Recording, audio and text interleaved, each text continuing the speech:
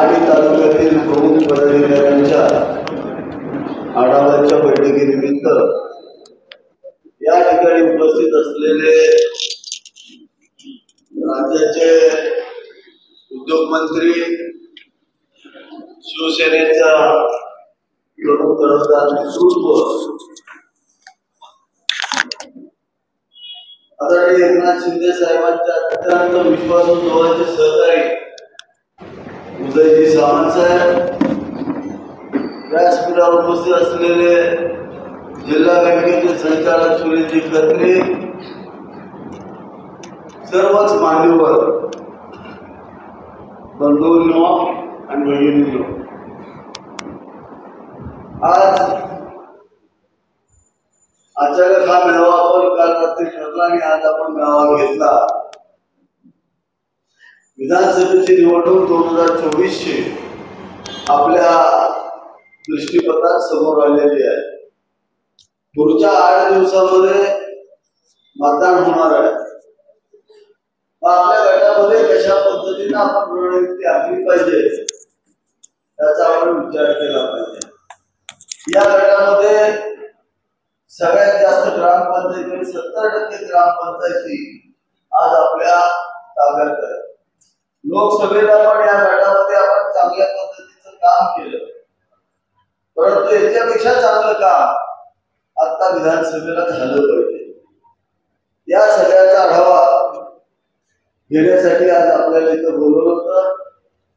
प्रत्येक प्रमुखानं स्वतःच्या गावाचा काय परिस्थिती आहे या ठिकाणी सांगितली. सातत्यानं गेले 1 महिना आपल्यावरती फेक नेरेटिव्हचा मारा होतो. मतदारसंघामध्ये जे कधीच दिसले नाही, मागच्या 15 वर्षामध्ये दर वर्षाला 30 दिवस सुद्धा जे या मतदारसंघामध्ये राहिले नाही, ज्यांना या जिल्ह्याला पालकमंत्रीपद देऊन सुद्धा त्यांनी पालकत्व कधी निभावलं नाही, अशी व्यक्ती 3 वेळा पराभूत होऊन सुद्धा पुन्हा एकदा चौकार मारण्यासाठी आमदारकीला उभी आहे. ज्यांचा या मातीशी संबंध नाही, ज्यांनी कधी सामान्य माणसाची नाळ जोडली नाही, अशी व्यक्ती आज आपल्यावरती चिखलफेक करते, आपल्या नेतृत्वावरती चिखलफेक करते. 2.5 वर्षामध्ये या राज्याचे मुख्यमंत्री एकनाथ शिंदे साहेबांच्या नेतृत्वाखालच्या राज्य सरकारने जो विकास केला, तो विकास पाहून विरोधकांच्या पोटात दुखायला लागलाय. लाडकी बहीण योजना असू द्या किंवा त्यापेक्षा सरळ अजून एक गोष्ट घडली, शेतकऱ्यांची वीज बिल माफी झाली. ही फार मोठी ताकद, आज हा फार मोठा निर्णय राज्य सरकारने या ठिकाणी घेतला.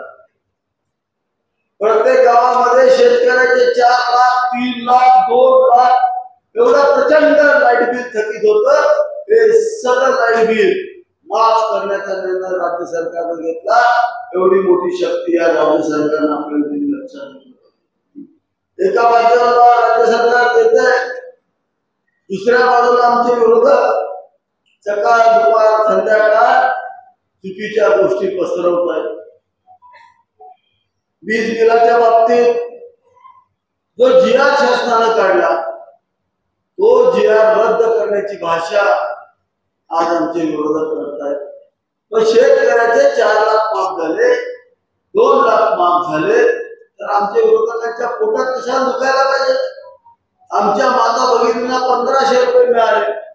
आता उबाळे सरांनी सांगितलं ते 1500 रुपये मोठ्याच्या बायकांना काय फरक पडत नाही. ब्युटी पार्लरची टिप्स 1500 रुपये देतात. त्या भांगल्याला जाणाऱ्या गरीब सामान्य घरातल्या महिलांसाठी ते 1500 रुपये खूप मोठी गोष्ट आहे. अंगामध्ये ताप असू द्या, आजारी असू द्या, पण संध्याकाळी या विवंचनेतून एक साधी गोळी घ्यायला तिच्याकडे पैसे नसतात आणि ती रोजानं जाते, कामाला जाते, ही सत्य परिस्थिती आहे. तर तुम्ही मला सांगा, आमचं सरकार हे गोरगरीब सामान्यांचं सरकार आहे. सातत्यानं गेले 2.5 वर्ष या सरकारनं सामान्य माणसांसाठी काम केलेलं आहे. माझी सगळ्यांना विनंती आहे, आता आपण प्रत्येक गावामध्ये करोडो रुपयाची कामं केले. काल गटापूरमध्ये रॅली झाली. आता रॅलीला किती लोक होते? 9,000. रॅलीला किती लोक होते? कालच्या एका गटापूरच्या रॅलीला 300 महिलांनी 700 पुरुष होते फक्त गावच्या रॅलीला. म्हणजे संपूर्ण गावाच्या गावात रस्त्यावरती उतरायला लागले. लासुर्यामध्ये भाऊच्या नेतृत्वाखाली पदयात्रा झाली. आपल्यामध्ये इतर गावातून माणसं उचलून घेऊन त्या गावात पदयात्रा करायची आपल्या पार्टीत पद्धत नाही. आमची माणसं होती 1000-1200 माणसं लासुर्यात उतरली होती. प्रत्येक गावामध्ये सगळी गावाच्या गावं एकत्र रस्त्यावरती उतरतात. ते कशाचं होतं काय? मागच्या 2.5 वर्षामध्ये आपण ज्या विकास केला, आपण ज्या पद्धतीने रस्ते बांधले, सामान्य माणसांची सेवा मागच्या 5 वर्षात केली, त्याचं ते द्योतक आहे.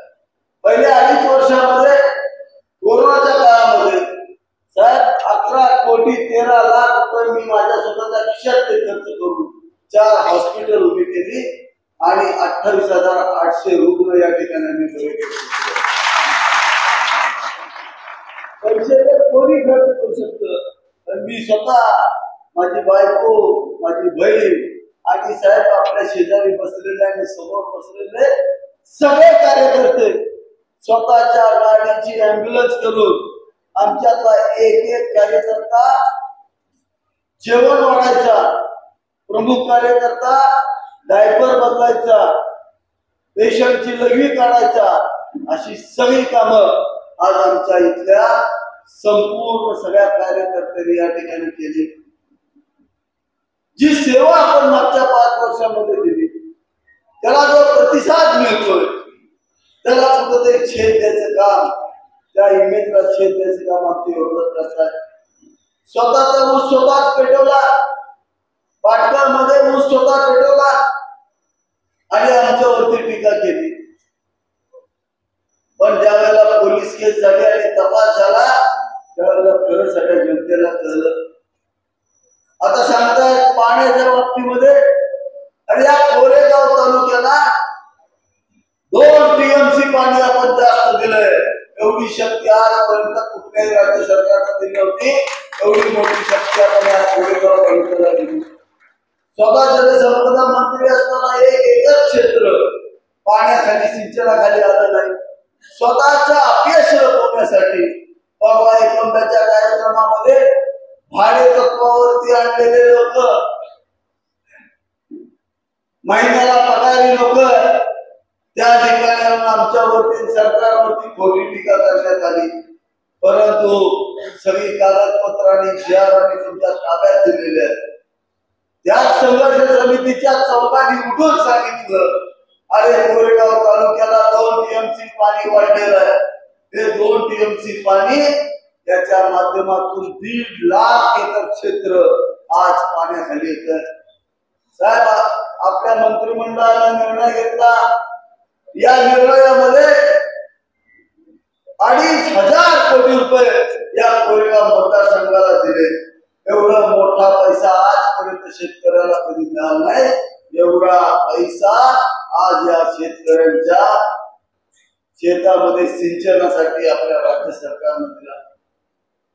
सगळी काम आपण करतोय, परंतु ज्या वेळेला हे सरकार होतं त्यावेळेला 1 एकर सुद्धा सिंचनाखाली आणली नाही. परंतु स्वतःचा अपयश झाकण्यासाठी सातत्यानं आपल्या राज्याच्या नेतृत्वावरती, देशाच्या नेतृत्वावरती अत्यंत खालच्या पातळीवरती टीका होत होती. परवा डिस्कवरीमध्ये जो घटना घडली, ज्या युवकानं ती पोस्ट टाकली होती त्यामध्ये आदरणीय राज्याचे मुख्यमंत्री एकनाथ शिंदे साहेबांच्या बद्दल अत्यंत खालच्या पातळीचे शब्द वापरले होते। ज्या वेळेला पोलिसांनी त्याला पकडलं त्यावेळेला आम्ही त्यांना सांगितलं, साहेब त्याला समज द्या, तो भरती होणारा मुलगा आहे, त्याच्या मोबाईलवरून तिथल्या प्रमुखानं ते पोस्ट केलेली होती। आम्ही सहिष्णू भूमिका दाखवली, परंतु या लोकांनी मुद्दा मोर्चा काढून पोलिसांना शिव्या द्यायचं काम संपूर्ण आपल्या मतदारसंघाच्या पुढे दिलं। अरे दडपशाही कोणाची चाललेली आहे? यांची दडपशाही चाललेली आहे। आज म्हणतायत मी गुंडांच्या शाळेचा हेडमास्टर आहे। अरे असले हेडमास्टरचे बाप आमच्या गावागावातली बारकी बारकी पोरं आहेत।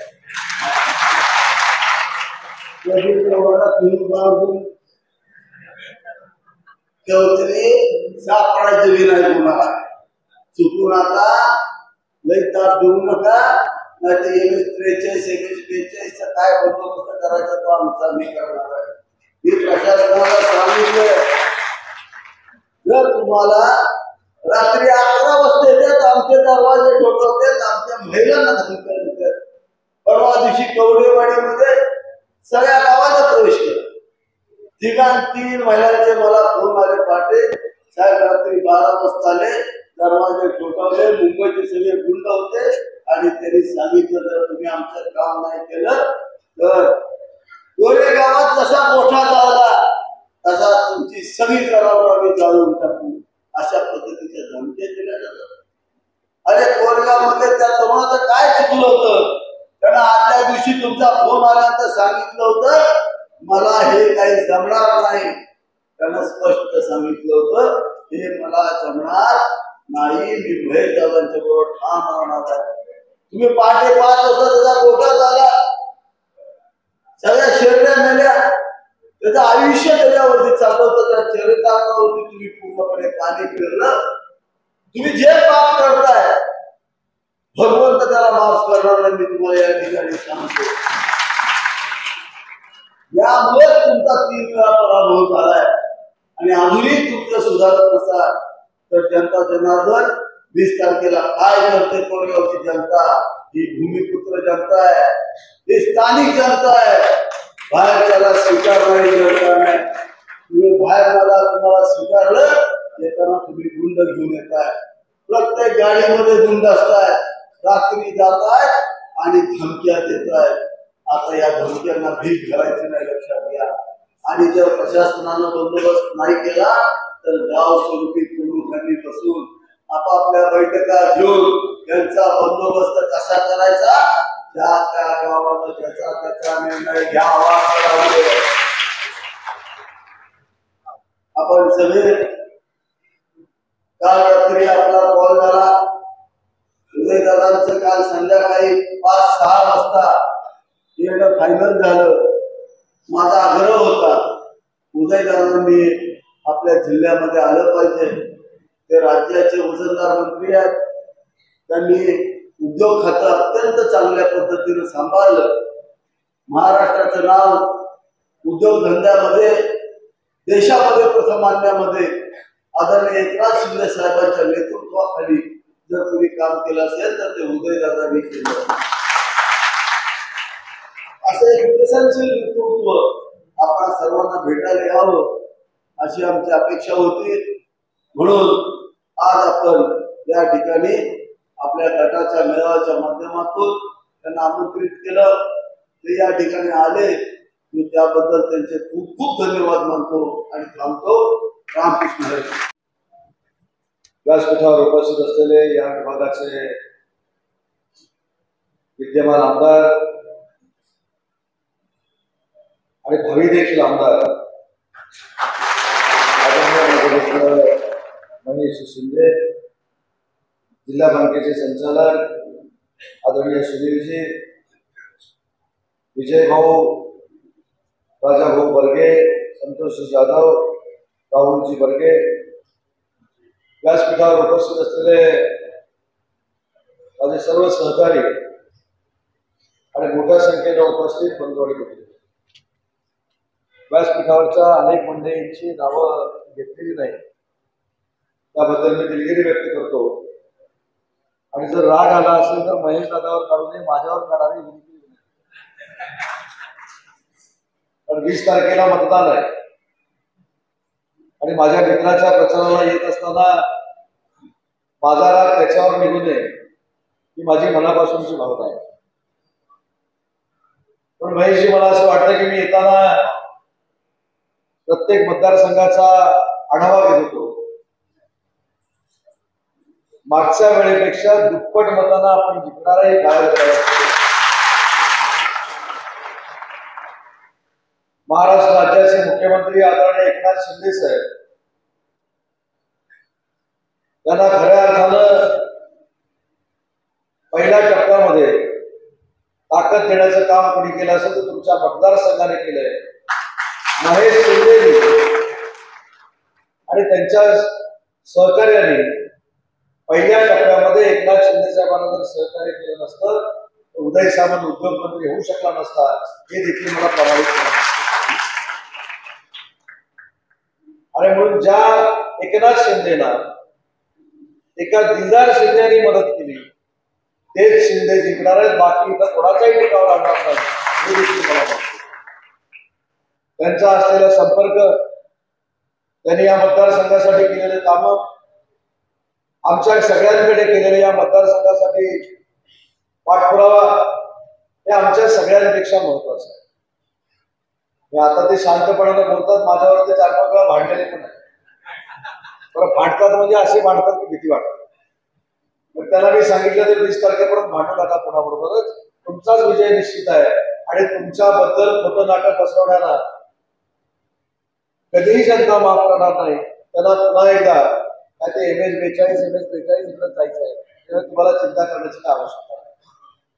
एक दिलदार मित्र कसा असावा, एक राज्यकर्ता कसा असावा, एक समाजसेवक कसा असावा आणि आध्यात्मिक क्षेत्रात काम करणारा कार्यकर्ता कसा असावा, हे 288 आमदारांमध्ये कोणाकडनं शिकायचं असेल तर ते महेश दादाशिवाय पर्याय आहे.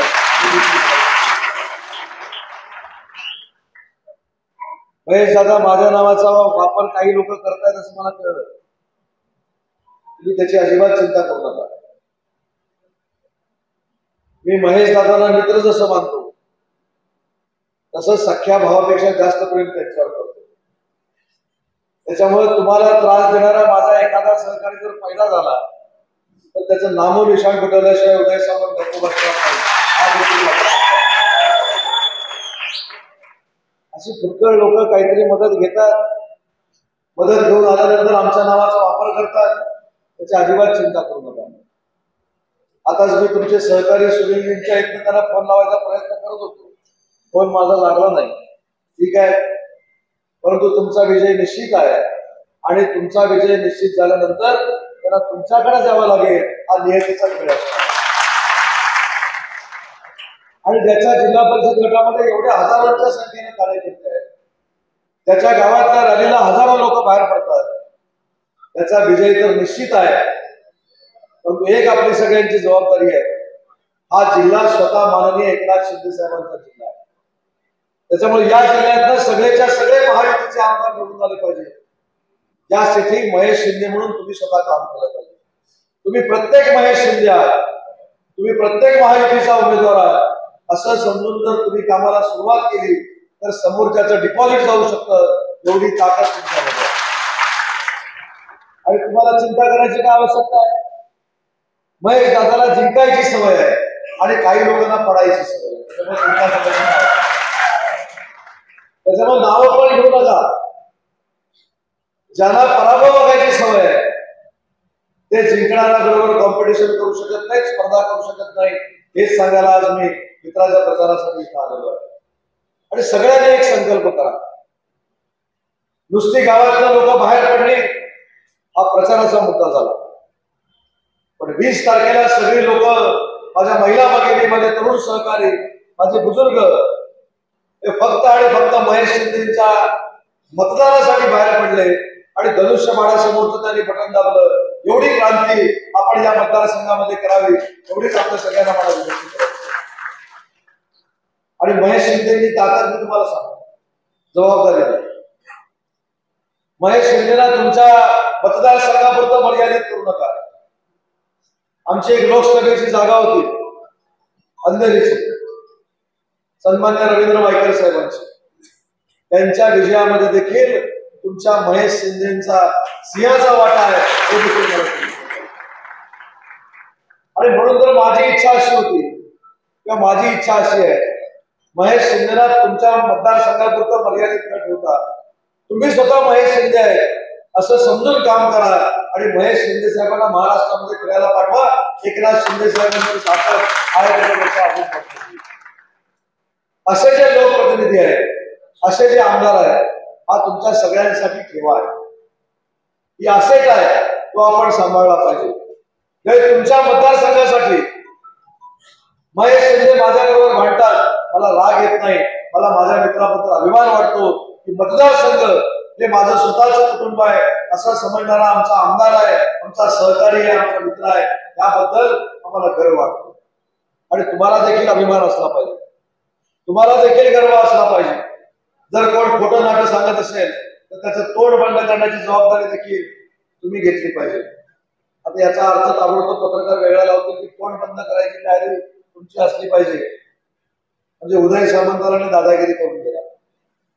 जी महेश शिंदेने कामं केली ही त्यांच्या तोंडावर मारा, ती त्याला दाखवा आणि त्यांचं तोंड बंद करा. अशातला भाग नाही. मी देखील कोकणातला आहे. आमच्या अंगावर पण तसंच झालं तर सिंगावर घेण्याची तयारी देखील महेश शिंदेची देखील असते आणि उदय सामंतची असते. त्याच्यामध्ये तुम्हाला चिंता करायची आहे.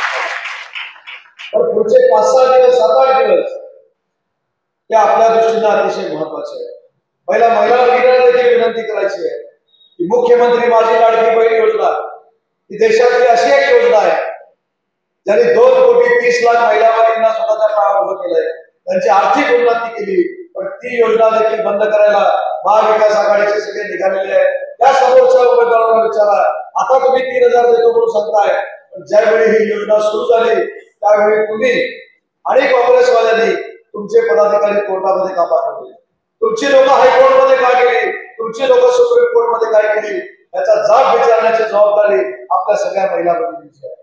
आम्ही आश्वस्त केले, आम्ही जर 5 महिन्याचे 7,500 रुपये तुमच्या खात्यामध्ये जमा केले आणि माननीय एकनाथ शिंदे साहेबांनी परवा कोल्हापूरच्या प्रचाराचा शुभारंभ करत असताना अंबाबाईच्या साक्षीने सांगितलंय पुन्हा एकदा सरकार येणार आहे, काळ्या दगडावर शिरेग आहे आणि सरकार आल्या पुढच्या महिन्यापासून तुमचे 1500चे 2100 रुपये होणार आहेत या आश्वासनाने माननीय मुख्यमंत्र्यांनी दिलेलं आहे.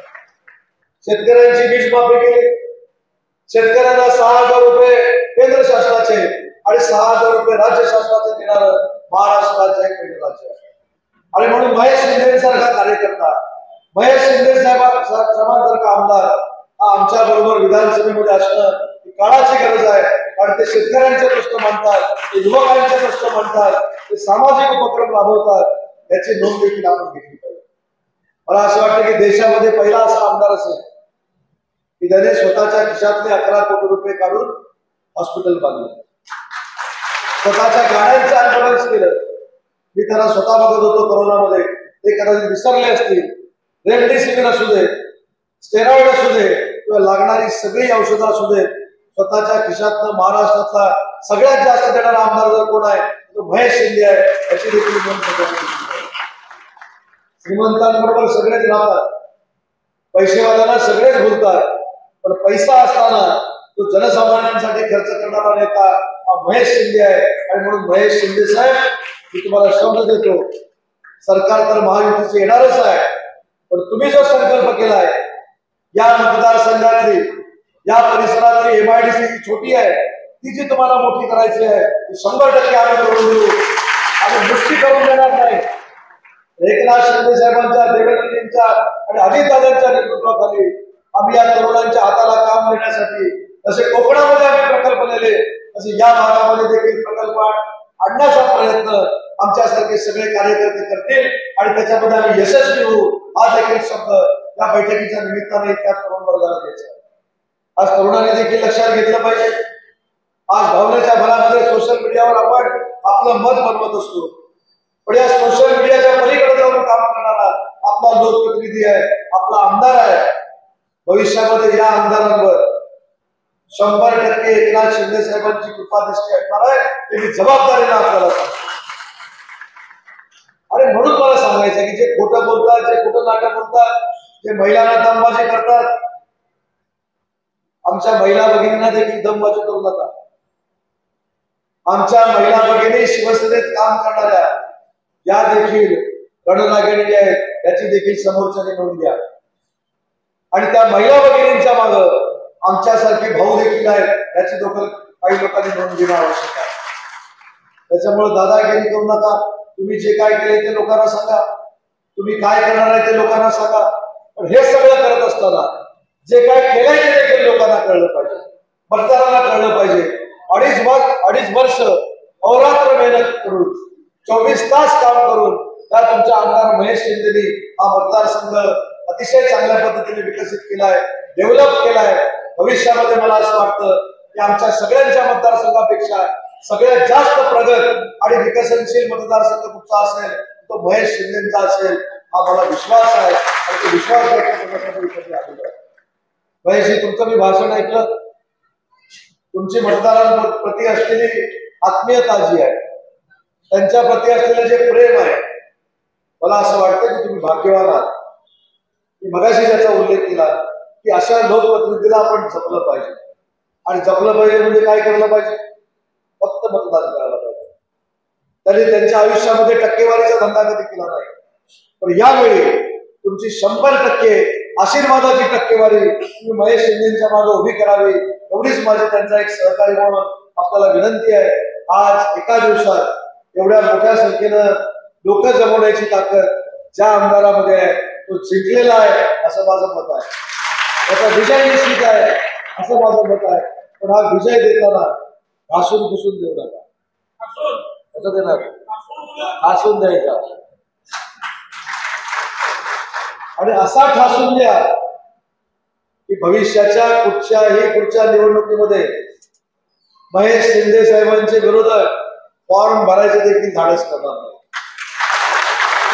असा विचार करतील की महेश शिंदेच्या विरोधामध्ये फॉर्म भरल्यानंतर महेश शिंदेच्या नेतृत्वाखाली त्यांच्यावर प्रेम करणारी जनता डिपॉझिट घालवते म्हणून त्यांच्या समोर कोण फॉर्म देखील भरायचे धाडस करणार नाही. हे सगळं तुमच्या हातामध्ये आहे.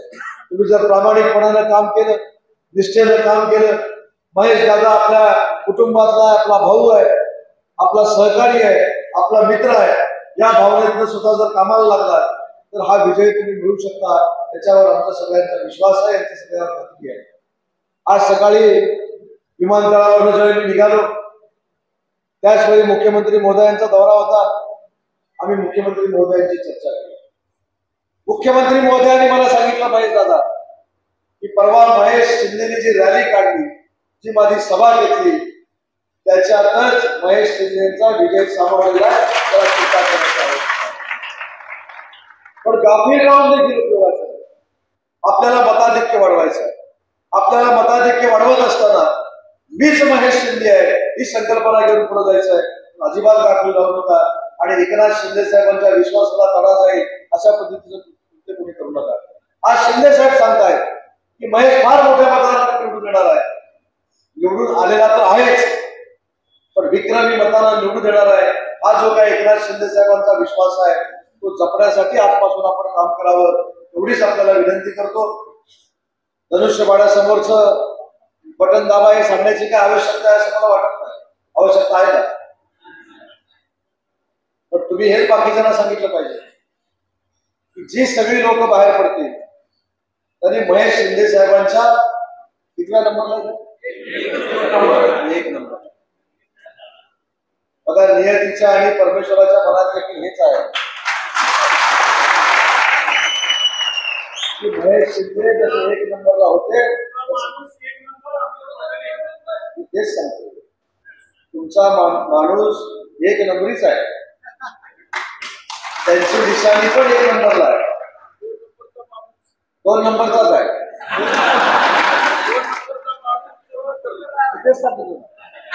तुम्ही असं म्हटलं की 2 नंबरचा माणूस 2 नंबरला नाही. मी म्हटलं 2 नंबरचा माणूस 2 नंबरचाच आहे. त्याच्यामुळे 1 नंबरचा महेश दादाच आहे आणि महेश दादा 1 नंबरलाच या मतदारसंघामध्ये निवडून येईल त्याची पूर्ण खात्री मला आहे. कारण दुसरी एक महत्वाची गोष्ट मी मनोगत संपत असताना सांगतो की राज्यकर्ते ते राजकारणासाठी आमदार होतात, राज्यकर्ते ते राजकारणासाठी खासदार होतात, पण एकनाथ शिंदे साहेबांसारखा संवेदनशील आणि भावनिक आमदार जर महाराष्ट्रामध्ये कोण असेल ते देखील महेश दादा आहेत. त्यांना मी स्वतः बघितलं आणि म्हणून मी सांगितलं तुमच्या मनात तर महेश दादा 1 नंबरला आहेत ते आहेतच, पण नियतीच्या मनात आहे 1 नंबरचा माणूस 1 नंबरलाच राहायला पाहिजे म्हणून त्यांची निशाणी 1 नंबरला आलेली आहे. 1 नंबर समोरचं धनुष्यबाणाचं बटन दाबून आपण फार मोठ्या ठिकाणी मताधिक्य महेश दादा शिंदेना मिळून द्यावं एवढीच मी आपल्याला विनंती करतो. आज एका दिवसात एवढ्या मोठ्या संख्येने जमला, माझ्यासाठी जमला, त्याबद्दल आपल्या सगळ्यांचे आभार मानतो. आणि निवडून आल्यानंतर विजय रॅलीला नाही, चांगल्या जेवणाला महेश दादा बोलवतील अशी खात्री बाळगतो. आणि महेश दादांना नुसत्या आमदारकीसाठी नाही तर भविष्याच्या राजकीय वाटचालीसाठी त्यांचा एक मित्र म्हणून भाऊ म्हणून शुभेच्छा देतो आणि थांबतो. जय हिंद, जय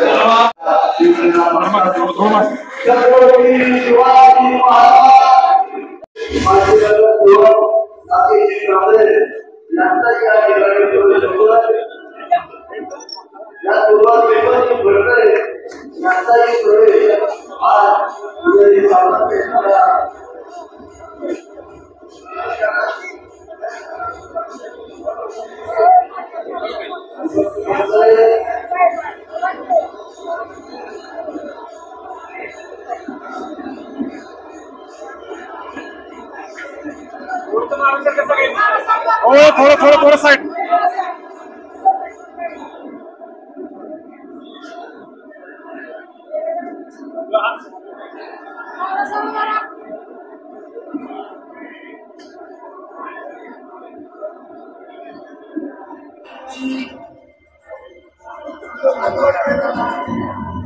घोषणा द्या, घोषणा द्या.